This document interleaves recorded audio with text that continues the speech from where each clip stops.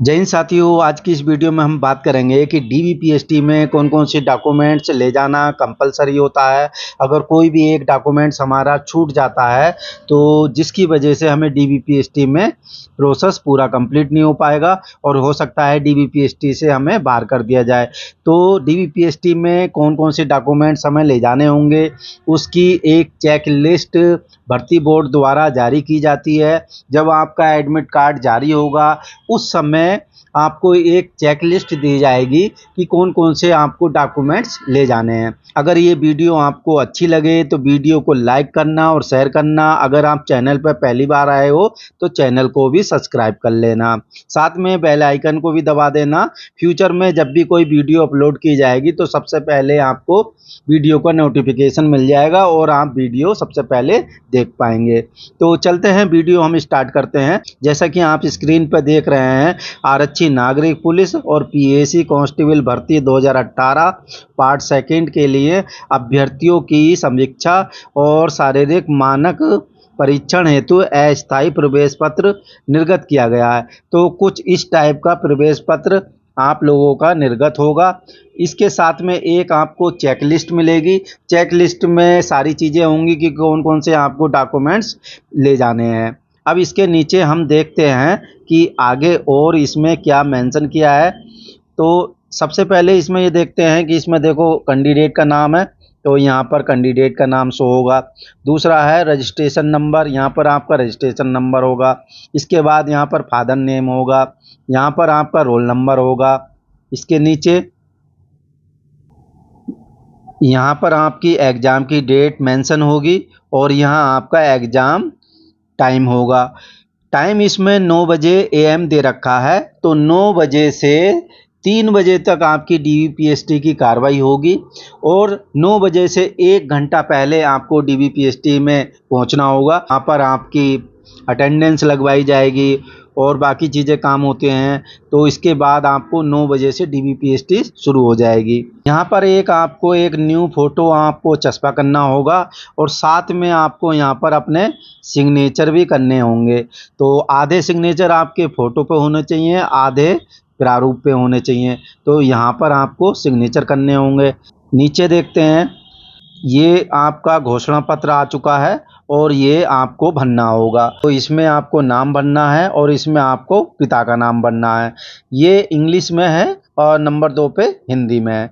तो आप दोनों में से कोई एक भर सकते हैं, या तो इंग्लिश वाला भर सकते हैं या फिर आप हिंदी वाला भर सकते हैं। इन्होंने दोनों भर दिए हैं, लेकिन दोनों को भरने का कोई औचित्य नहीं है। दोनों में से कोई एक आप भर सकते हैं। इसके नीचे अभ्यर्थी के सिग्नेचर होंगे यहाँ पर, और जिस डेट में आपकी डीबीपीएसटी होगी वो डेट यहाँ पर आ जाएगी। अब आ चुके हैं हम अपनी चेक लिस्ट पे। तो चेक लिस्ट में कौन कौन से आवश्यक दस्तावेज हैं, ये लिस्ट इसमें दे रखी है। अभिलेखों की समीक्षा हेतु आवश्यक दस्तावेजों की सूची। तो इसमें वह सभी डॉक्यूमेंट्स हैं जो आपको ले जाना कंपलसरी है। अगर कोई भी एक डॉक्यूमेंट्स आप नहीं ले जाते हैं तो आपको डीबीपीएसटी में कंसीडर नहीं किया जाएगा और हो सकता है आपको असफल घोषित कर दिया जाए। स्टेप बाय स्टेप बात करेंगे। सबसे पहले इसमें बात करेंगे नंबर 1 का 1। तो इसमें लिखा है आवेदन पत्र। आवेदन करते समय भरा गया एप्लीकेशन फार्म का प्रिंट आउट। तो ये आपको वहाँ पर ले जाना कंपलसरी होगा। नंबर 2 पर पासपोर्ट साइज रंगीन फ़ोटो। वहाँ पर आपको 2 रंगीन फ़ोटो की आवश्यकता पड़ेगी जिनका साइज होगा 35 mm बाई 45 mm।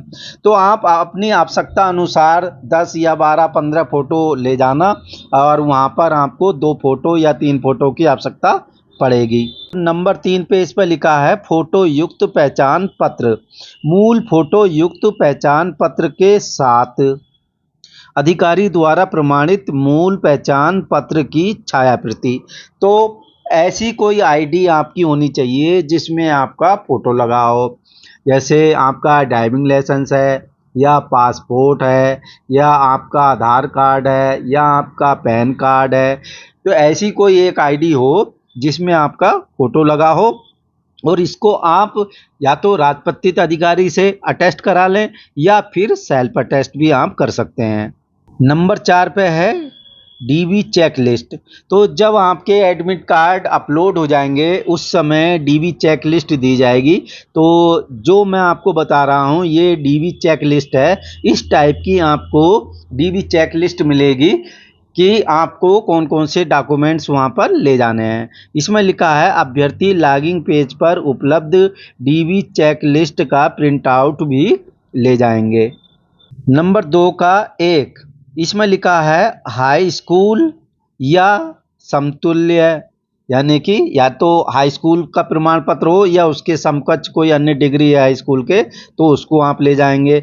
इसमें लिखा है मूल उत्तीर्ण प्रमाण पत्र के साथ राजपत्रित अधिकारी द्वारा प्रमाणित मूल प्रति प्रमाण पत्र की छाया प्रति, यानी कि आपको मूल प्रमाण पत्र ले जाना है और इसकी एक फोटोकॉपी करके उसे राजपत्रित अधिकारी से प्रमाणित करा ले या फिर आप सेल्फ अटेस्ट भी करके ले जा सकते हैं। दोनों में ही मान्य होगा, राजपत्रित अधिकारी का भी मान्य होगा और आपको सेल्फ अटेस्ट भी करके ले जाओगे तब भी मान्य होगा। नंबर 2 का 2, इसमें लिखा है इंटरमीडिएट, तो इंटर की मार्कशीट या उसके समकक्ष कोई डिग्री हो वो ले जा सकते हैं। आगे इसमें लिखा है निवास प्रमाण पत्र, श्रेणी प्रमाण पत्र। तो नंबर 3 का 1 में एससी कैटेगरी के जो कैंडिडेट होंगे वो अपना एससी का प्रमाण पत्र ले जाएंगे और इसमें साफ इसमें नीचे दिया है कि विज्ञापन में उल्लेखित निर्धारित प्रारूप में आपका कास्ट सर्टिफिकेट होना चाहिए और वैलिड डेट का होना चाहिए। वैलिड डेट है आपकी 1 अप्रैल 2023 से और 16 जनवरी 2024 तक। इस अवधि का आपका कास्ट सर्टिफिकेट होना चाहिए। अगर उससे पहले का है या बाद का है तो वो वैलिड नहीं होगा और निर्धारित प्रारूप में होना चाहिए। सेकंड नंबर पर एसटी का है, तो यही चीज़ें एसटी कैंडिडेट वालों पे लागू होती हैं कि विज्ञापन में उल्लेखित निर्धारित प्रारूप में होना चाहिए और वैलिड डेट का होना चाहिए। नंबर 3 पर ओबीसी के कैंडिडेट तो अपना कास्ट सर्टिफिकेट ले जाएंगे, उसको सेल्फ अटेस्ट कर लेंगे और जो भर्ती बोर्ड द्वारा निर्धारित प्रारूप दिया गया है उसमें बना होना चाहिए और वैलिड डेट का होना चाहिए। नंबर 3 का 2, भूतपूर्व सैनिक। ऐसे अभ्यर्थी होंगे जो भूतपूर्व सैनिक होंगे तो मूल निर्वहन प्रमाण पत्र एनओसी के साथ राजपत्रित अधिकारी द्वारा प्रमाणित मूल निर्वहन प्रमाण पत्र एनओसी की छाया प्रति। भूतपूर्व सैनिक जो कैंडिडेट होंगे वो अपना एनओसी का प्रमाण पत्र ले जाएंगे और उसे किसी राजपत्रित अधिकारी से प्रमाणित करा लेंगे या सेल्फ अटेस्ट भी कर सकते हैं। तो मूल डॉक्यूमेंट्स ले जाने हैं प्लस उनकी एक फोटोकॉपी ले जानी है, उसको आप अटेस्ट करके ले जाएंगे जो आपको वहाँ पर सबमिट करनी होगी। नंबर 3 का 3, स्वतंत्रता सेनानी के आश्रित मूल प्रमाण पत्र के साथ राजपत्रित अधिकारी द्वारा प्रमाणित मूल प्रमाण पत्र की छाया प्रति विज्ञापन में उल्लेखित निर्धारित प्रारूप में होना चाहिए। जो भर्ती बोर्ड ने विज्ञापन दिया था, विज्ञप्ति निकाली थी, उसमें एक निर्धारित प्रारूप दिया था, उस प्रारूप के अनुसार ही स्वतंत्र सेनानी के आश्रितों का प्रमाण पत्र होना चाहिए, तभी वो वैलिड माना जाएगा। नंबर 3 का 4, निवास प्रमाण पत्र उत्तर प्रदेश राज्य मूल यूपी निवास प्रमाण पत्र के साथ राजपत्रित अधिकारी द्वारा प्रमाणित मूल निवास प्रमाण पत्र की छाया प्रति। आरक्षण का दावा करने वाले अभ्यर्थी ये लेकर जाएंगे।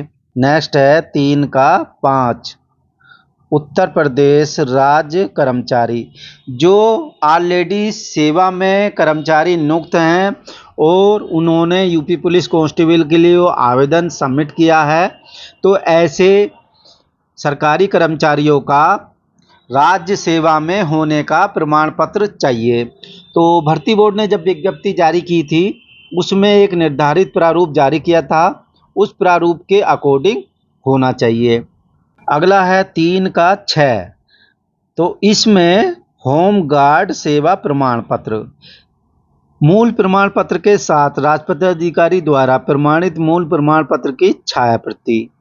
जैसा कि भर्ती बोर्ड ने विज्ञापन में छापा था कि निर्धारित प्रारूप में होमगार्ड सेवा संबंधी प्रमाण पत्र चाहिए। तो जितने भी प्रमाण पत्र मांगे हैं उन सब का एक प्रारूप निर्धारित किया गया था और उस प्रारूप के ही अनुसार आपका प्रमाण पत्र होना चाहिए। होमगार्ड संबंधी कैंडिडेट होंगे वो अपना होमगार्ड का प्रमाण पत्र, मूल प्रमाण पत्र ले जाएंगे और उसकी फोटोकॉपी ले जाएंगे, सेल्फ अटेस्ट कर लेंगे। अगला है नंबर 4 का 1, तो इसमें लिखा है प्रादेशिक सेना प्रमाण पत्र।